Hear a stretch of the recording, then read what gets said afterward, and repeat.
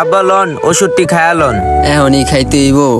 এখন খাইবেন না তো কোন চুম খাইবেন? একটু পর তো দুপুর হয়ে যাবো, আবার দুপুরেরটাও খাইতে হইব। আচ্ছা দে। আপনার জ্বর কি একটুও কমছে? না কমে নাই তো। তেলে লন নাপাটা খায়ালন।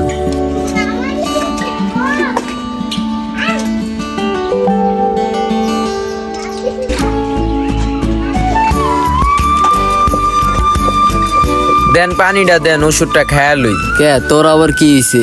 আর কোয়েন না, শরীরটা গরম লাগতাছে, জ্বর আইবো, এর লেগা নাপাটা খায়া লইতাছি।